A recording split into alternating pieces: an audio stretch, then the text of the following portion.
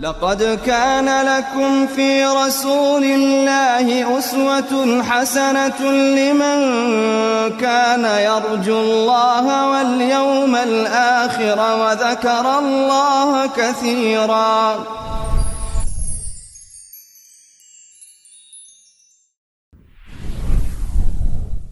بسم الله الرحمن الرحيم، والصلاة والسلام على رسول الله. اللهم افتح لنا أبواب رحمتك وألحقنا بالصالحين.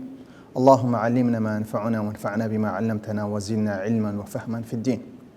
خۆشەویستان لە بەرنامەی پێشەنگبوون. وەکو باسمان کرد لەو حەفت زنجیرەی کە باسمان کرد تاکو ئێستا کە بەڕاستی لە پێشەشی ئەو بەرنامەینە، یعنی ئەو زنجیرەیەکی دوور و درێژە، تەنها تەرکیز لەسەر ئەوەی دەکەین ئایا چۆن دەتوانی کەسێکی پێشەنگی چاک دروست بکەین. ڕاستی لەو سەردەمە دەبینین پێشەنگی خراپ هەن زۆر بووە کە ئیش لەسەر چەندەها کۆمپانیای گەورە و چەندەها بازرگانی گەورە و هەروە چەندەها دەستگای گەورە کار لەسەرەوەی دەکەن کە پێشەنگی خراپ بۆ دروست بکەن.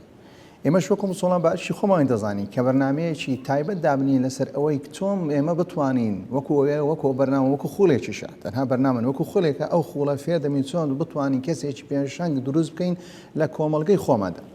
جا ئەوڕۆ کە تایبەتە بە ژێرخانی هونەری پێشەنگبوون. کایە بنیەی تەحتی پێشەنگبوون چییە؟ کاتێک دەمانهەیە باسی پێشەنگبوون بکەین، ئایا ئەم خاڵە گرنگانە چێ پێویستە ئێمە ڕەچاوی بکەین بۆ ئەوەی ژێرخانێکی تۆکمە و ژێرخانێکی چاک دابنین بۆ ئەوەی پێشەنگی چاک لەسەر دروست بکەین. وەکو دیارە هونەری پێشەنگبوون هونەرێکە وەکو هەموو هونەرەکانی تر، بنەما و یاسا و هەرو ئەمرازی تایبەتی خۆی هەیە. هەروەها بۆ زانینی ئەو بنەمایانەش بەڕاستی کاتێک ئێمە باسی ژێرخانی هونەری پێشەنگبوون دەکەین بۆ ئەوەی بزانین چۆن مامەڵە لەگەر ئەم ژیانە دەکەین، چونکە مەسەلەی پێشەنگبوون ژیانێکی تایبەتە کە ئەو ژیانە بەڕاستی پێویستە چۆن ئێستا کە ژیانی فەقیری هەیە، ژیانی دەوڵەمەندی هەیە، هەروە بە هەمان ژیانی بەناوبانگی و ژیانی ئەستێرەبوون و ژیانی پێشەنگبوونیش ئایا کەسێکی موسڵمان کاتێک دەبتە کەسێکی بەناوبانگ یان دەبتە کەسێک کە خەڵک زۆر دەیناسی یان دەبتە کەسێکی پێشەنگ چۆن مامەڵە لەگەڵ پێشەنگبوونەوەکە. هەروە زانینی ئەو بارانەی کە کواتوانەی پێشەنگبوون پێویستە، لەوانەیە کەسەکە بتە کەسێکی پێشەنگ، بەڵام بۆ ئەوی لە پێشەنگایەتی خۆی بینێتەوە چۆن بتوانی کەسەکە لە شوێنی خۆی بینێتەوە.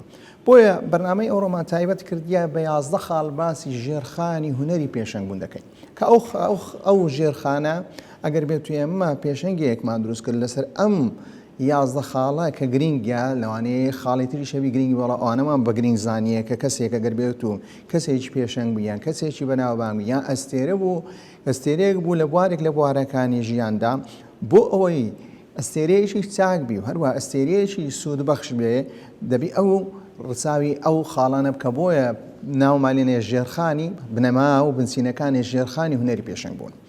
کە یەکەم خاڵ ئێمە دەینە سەری کەم خاڵە بەڕاستی خاڵێکی زۆر گرنگە. وەکو بەو شتەی دەست پێ دەکەم بە حەدیثێک دەست پێ دەکەم پێش ئەوەی خاڵەکەتان بۆ باز بکەم بە فەرمودەیەکی پێغەمبەر صلی الله علیه و سلم باز دەکەم. کاتێک لە صحیح ئەو فەرمودەیە لە صحیح بوخاری هاتیە، پێغەمبەر صلی الله علیه و سلم لەناو هەواڵەکانی خۆی دانیشتە کاتێک فەقیرێک دەبینی پێغەمبەر صلی الله علیه و سلم ڕەئی سەحابە و ڕەئی هاوڵەکان وەردەگەی ئایا ڕەئیتانچیان بەرامبەر ئەم فەقیرە، بۆی دەرێ فقراء من المسلمين فقيرا من المسلمين. باشە کاتێک ئەو فەقیرەیان دیت بە شێوەیەک لە شێوەیەکان سەحابەکان لە ڕووکەشدا تەنها گرنگیان بە ڕووکەش دەگوتیان بەڕاستی ئەگەر بێت و ئەو بێتە داخوازی کچی نادرێتێ، ئەگەر بێت و داوای شتێ بکەشتی نادرێتێ. پاشەوەی ماوەیەکی پێچ پێغەمبەر صلی الله علیه و سلم کەسێکی دیت، کەسێکی دەوڵەمەند و من ئەشراف المسلمین کە لە کەسێک بوو کە وەجاهی هەبوو لەناو مسلمانان، ئینجا لەبەر دەوڵەمەندی بووە یان لەبەر ئەوەی نەسەبەکەی وەی لێ کردی ئەو شتەی لێ بۆ دروست کردیە. پێغەمبەر صلی الله علیه و سلم ڕووی لە سەحابەکان گوتی ئایا ڕەئیتانچیان بەرامبەر ئەو کەسە؟ بە هەمان شێوە جارێک گوتیان ئەوە ئەگەر بێت و بێتە داخوازی کچی دەدرێتێ، ئەگەر بێت و داوای هەر شتێک بدرا قسەکەی ڕەت ناکرێتەوە. لەو کاتی پێغەمبەر صلی الله علیه و سلم وێستی ئەم مەسەلەیە کە پێغەمبەر صلی الله علیه و سلم ئەو پرسیارەی کردیە بۆ ئەوەی سەحابەکان فێرە شتێک بکەن، ئەویش بریتە ڕووکەش و ناوەڕۆک. ئینسان نابی بە ڕووکەش هەڵبخڕێتێ. بۆیە پێغەمبەر صلی الله علیه و سلم فەرمووی والله هذا خير من ملء الأرض مثل هذا. سوێن بە ذاتی الله ئەو کەسەی ئێوە کە بە چاچی نازانن کە دەڵێن کە ژنی نادرێتێ، ئەگەر بێت و قسەی بکە قسەکەی وەرناگرێ، بقدر بيست أجر بيتو الزوي بر خير بكين بقدر واتيا والله هذا خير ملء الأرض مثل هذا أو الزور ساعة ترى بقدر أو الزوي بر خير بكين يعني كواتا فقيرة كيف يغمر صلى الله عليه وسلم لا دولة مدك ولا أشراف كيف يباشرها أوش لبوسي لبقوي مليرة دوش ديده قاري بويا ياسايا كم جرين جدان بروكش وناوروك ده ما بس مالو الروكش ده شتا ظاهري كان إنسان وكود ذنوب الجو جرين جدان بخو أبابتان وناوروش ده مسألة تقوى وهروها مسألة تزكية وأبابتانا بوي باسي هاوسنجي لكين زونك دبي هاوسنجي تواوها بلنا الروكش وناوروك ده بيغمر صلى الله عليه وسلم لو فرمودي فيري كردين كناوروك جرين ترى كناوروك جرين ترى بەڵام خەڵک زۆربەی زۆری گرنگی بەسە دەدان بەهۆی ڕووکەشەکان تەسیریان لێ دەکەین بۆی دەبێ ئەمە هاوسەنجێکی تەواو دروست بکەین لە نێوان ڕووکەش کە گرنگێکی کە خوای پەروەردگار ئین الله جەمیل یحب الجەمال ئەوە بابەتە کە پەیوەندی بە ڕووکەشە لە هەمان کاتیشدا کە خوای پەروەردگار دەرێ پێغەمبەر صلی الله علیه و سلم دەفرێ التەقوا هاهونا کەواتە چاکی و هەروە پاچی ئاماژە بچێن دەکا بە ناوەڕۆک کەواتە دەبێ هاوسەنجیەک دروست بکەین بۆ یەکەم خاڵ لە بۆ ئەوە ژێرخانی هونەری پێشەنگەکەمان هونەری پێشەنگبوونەکەمان پێشەنگبوونێکی چاک بێ پێشەنگبوونێکی تۆکمە بی دەبی هەم گرنگی بە ڕووکەش بدەین هەم گرنگی بە ناوەڕۆک بدەین ڕاستە لەوانەیە ئێستا کە لەو سەردەمە زۆر گرنگی بە ڕووکەش دەدرێت هەروەها ئێستا ئەگەر بێت و لە بواری ڕاگەیاندن تەنها ئەو کەسانە دێنە سەر شاشە تەنها دێنە سەر شاشەکە لە ڕووی ڕواڵەتدا لە ڕووی ڕووکەشدا کە وەکو دەڵێن فێیسێکی جوانیان هەیە بەڵام کاتێک دەگەڕێن دەبی کاتێک کەو کەسە هەرچەندە ئەگەر بێت بە بەرنامەیەکی بابرێن ئەگەر بێت دەنگ و باسێک هەواڵەکان پێشکەش بکە لەوانەیە ئەو کێشەی بەڵام ئەگەر بێت و بەرنامەیەک پێش بکە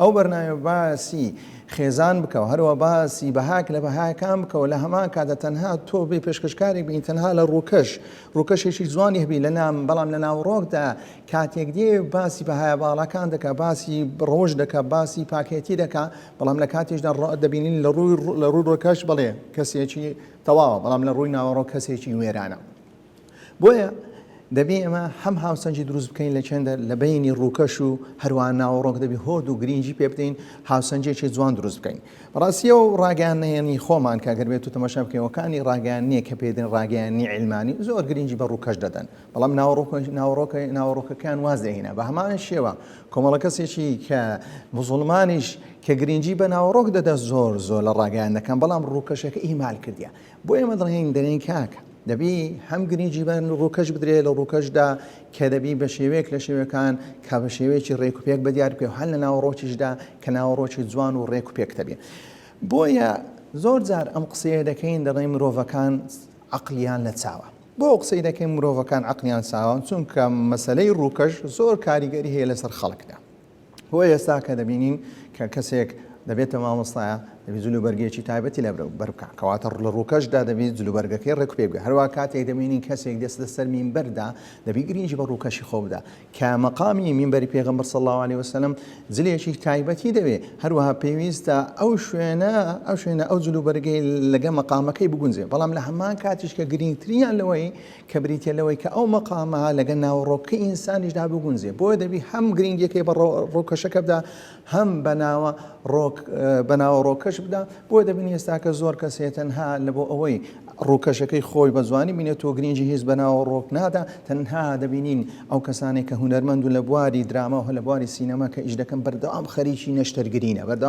نەشتەرگرینە بۆ ئەوەی ڕووکەشیان بمینێتەوە بتوانن لە ئەستێرەبوونی خۆ بە ناوبانجی خۆیان بمینێنەوە کە ئێمە وەکو موسڵمان زۆر لەوە زیاتر پێویستمانە کە گرنگی بە ڕووکەشی خۆمان بدەین بەو شێوەیە کە شەرع ڕێگایی پێدایە هەروەها گرنگیەکی تایبەتیشی بدەین بە ناوەڕۆکانی خۆمان کە هاوسەنجێکی تەواو دروست بکەین لە نێوان ڕووکەش و ناوەڕۆکدا بۆیە ژێرخانی یەکەم کە پێویستە کەسی پێشەنگ لە هونەری پێشەنگ بووندا هەم گرنگی بە ڕووکەش بدەین هەم گرنگی بە ناوەڕۆکیش بدەین دەینە سەر ژێرخانی دووەم کە ئەو ژێرخانی دووەم کە لە بەرنامەکانی تریش باسمان کردیە بەڵام لێرە دووبارەی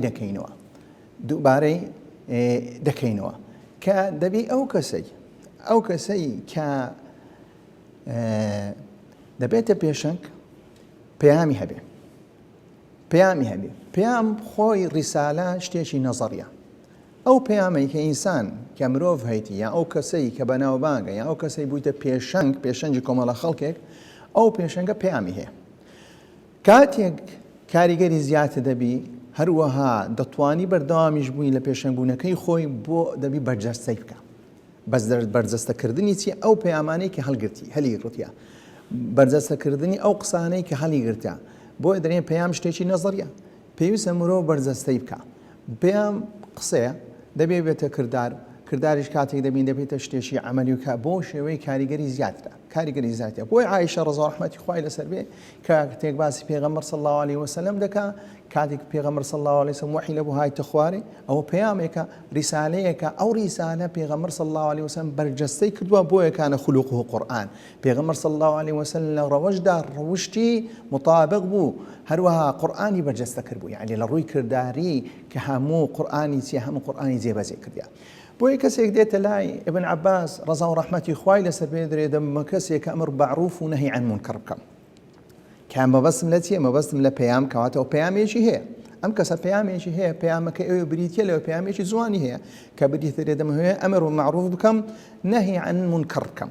کاتێک ڕاستەخۆ ابن عباس پرسیارێکی لێ دەکا، دەرێ ئایا سێ ئاەت هەیە لە قورئان تۆ تێیگەیشتبی و کاریش پێکردبی؟ ئەبژێ ئەو سێ ئاەتە چییە؟ یەکەم ئاەت کە خوای پەروەردگار دەفەرمێت تەأمرون الناس بالبر وتنسون أنفسكم. کاتێک تۆ دێ ئەمری بە خەڵک دەکەی، هەروە پەیامێکت هەیە، ئایا ئەو پەیامەی کە تۆ بە خەڵک ڕادەگەینی ئایا جێبەجێت کردووە؟ بۆی خوای بکەن ئەتەأمرون الناس بالبر وتنسون أنفسكم وأنتم تتلون الكتاب أفلا تعقلون. کاتێک کەسێکە گەربێت و پەیامێکی هەبی و لە پاشەوە ئەو پەیامی بداتە خەڵک جێبەجێ بکە، خۆی جێبەجێ نەکا، کەئەنەما فلا تعقلون. ئەو کەسە کەسێکی بێعەقڵە. ڕاستەخۆ پرسیارەیەکە کەسەکە گوتی نەخێر ئەو ئاەتەم تێنەگەیشتیمە و جێبەجێم نەکردە. لە پاشەوەی تو ئاەتی دووەم يا أيها الذين آمنوا لما تقولون ما لا تفعلون كبر مقتا عند الله أن تقولوا ما لا تفعلون. أو آياتش بهماشي وباسي ويدك كأجر بيتو قصيك تكرش تيش نظرت جود كواتب بيبيس بيكيسي بيبيس بيك كردار آية أو آياتي تيجيشتي قلت نخير أو آياتش تيجيشتي. توصل آياتي سيم وما أريد أن أخالفكم إلى ما أنهاكم عنه إن لێرە ڕاستەخۆ وما أريد أن أخالفكم إلى ما أنهاكم عنه. نام هۆیە پێچەوانەی ئەو شتانە بم کە من نەهیتان لێ دەکەم. ئایا ئەو ئاەتەشت تێگەیشتی و جێبەجێت کردیا؟ نەخێر، جێبەجێم نەکردیا کەسەکە. بە ابن عباس دەفەرمێ، بۆی ڕاستەخۆ ابن عباس پێی دەوێ قال فابدأ بنفسك. لو كاتي ابن عباس قوتي كواتا كسك قوتي نخير أو أنا مزيبزي نكردي، ابن عباس قوتي كواتا بيوسك تو لخود دس بيبكي. كواتا يعني سي يعني أوجداني كلالايتون نظرينا كاتي كسك دتواني أمر بمعروف بكو نهي عن منكر بكو بيامي قبله بكاتوا أو بيامي بجستكربو وكو بيغمر صلى الله عليه وسلم فكان خلقه قرآن أو كسد بيشنك كواتا بيشنجي تاك أو بيشنجي بيامكي لنظريات كربيته بابتي عملي. بوي أوسي آيات اشتاكون يقرتوا أتأمرون الناس بالبر ولما تقولون ما لا تفعلون وما أريد أن أخالفكم إلى ما أنهاكم عنه. كواتا كاتك بيامكتيا لنظريات ديبيك يشتيشي كرداري. أما بي دوام جرخاني تبو دوام جرخاني بيشنگ بونبو. دين سر سيم خال كسيم خالي جرخاني بيشنگ بون بريتيا لكوشش كردن. كأقر بيتو بقرين أو سر قرآن زۆر قولی عملو خی گەورە دەرێ کار بکەن. کارکردنیش چییە؟ کارکردنیش بریتە و کۆششکردن. کامیان چکە ئینسانێک زیاتر ماندی ببی، کۆششی زیاتر کردبی، ئەو کەسە بەڕاستی بەناوبانجەکە ئەستێرەبوونەکە و پێشەنگبوونەکەی بریقەدارتر و جوانتر دەبی. بۆیە گەیشتن بە لووتکە شتێکی ئاسانیە. کەسێک کە دەیهەوێ بستە سەر لووتکەیەکی بەرز، ئەو لووتکەی بەڕاستی پلانی دەوێ، خۆماندووکردنی دەوێ، شەونخوونی دەوێ، هەتا کەسەکە دەتوانی بگاتە سەرچی بگاتە سەر ئەو لووتکەیە. بۆیە متەنەبی دەرێ لا يدرك المجد إلا سيد فطن.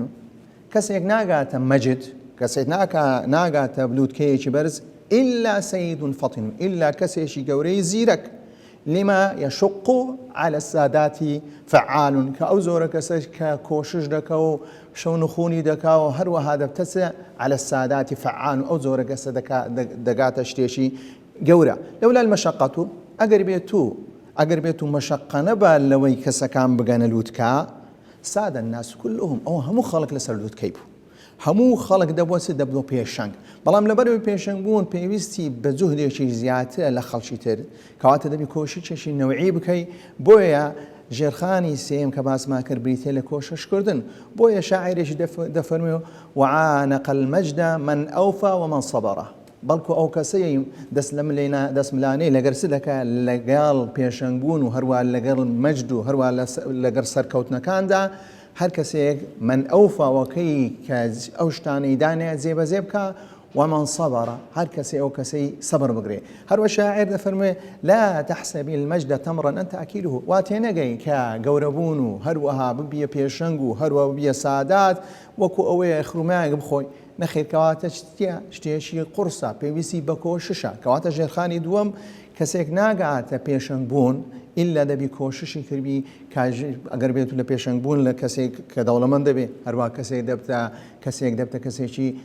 عالم بهماشية نمونة كأم دمه باسي كان كأجر بيتو تماشى جياني إمامي نووي بكين كإمامي نووي كتمانية شيء كم جيايا تمانية شيء كم جيايا يعني لست صالي كان وفاتي كرديا لست صالي وفاتي كرديا هروها وكو أجر بيتو صيري جياني بخوني ولا تمانية شيء جوراد السبا علم هروها زانس زانياري كرديا راسنا من داري قرآني خوين دي ولا باشوي قرآن كي تاو كرديا وكو باز ذكري بابي لباشوي دهين تم دمشق كتمانية هجدتها كون نوزة صالبة بەڵام لە پاش ئەوەی کە ئیمامی نەووی دێتە دیمەشق وەکو باز دەکرێ هەموو ژیانی تەرخان کردو کۆششی سەتاسەتی کردیە لە بۆ زانست بە ماوەی 6 ساڵی کە باز دەکرێ ئەو هەموو علم و زانستەی پیا کردیە کە ڕۆژانە 12 علمی خوێندێ لە لای 12 مامۆستای جودا لە پاش ئەوەی ئەو هەموو خەریکی دەستن و چەندەها کتێبی دانا وەکو بەس تەماشا مەجموعی بکەین هەروەها تەماشا دەکەین لە علومی حەدیث هەیتی لە فقهدا هەیتی لە واری تەفسیردا ئارائی خۆ هەیە لە فقهدا ئارائی خۆ هەیە دەبینین لە هەروە لە حەدیثدا کە بە هەمان شێوە و مسلمی هاتیە شەرح کردیە کە خەریکی صحیح بوخاری بووە دەبینی ئەو کەسە تاکو ئێستا کەش لەبەر ئەوەی کۆشتێکی زۆری کردێت تەنها بە ماوەی 6 ساڵ کە باز دەکرێت دوو زەمنانی خواردیە هەروە 2 جار ئاوی خواردیە یعنی مەبەستەکەمان چێ مەبەستمان لە کۆششی ئیمامینەوەیە کە ژێرخانی سێم کە لە بۆ ئەوەی ژێرخانێکی پتە و دروست بکەیت لە بۆ ئەوەی بێ پێشەنگێکی چاک پێویستە کۆشتێکی چاک و کەشتێکی باش بکەین انشاءالله لە بەرنامەی داهاتوو باسی ئەو خاڵان دەکەین کە 8 خاڵمانە باسی ژێرخانی هنري بيشنگ بوون دەکەین وصلى الله على محمد وعلى آله وصحبه أجمعين. لقد كان لكم في رسول الله أسوة حسنة لمن كان يرجو الله واليوم الآخر وذكر الله كثيرا.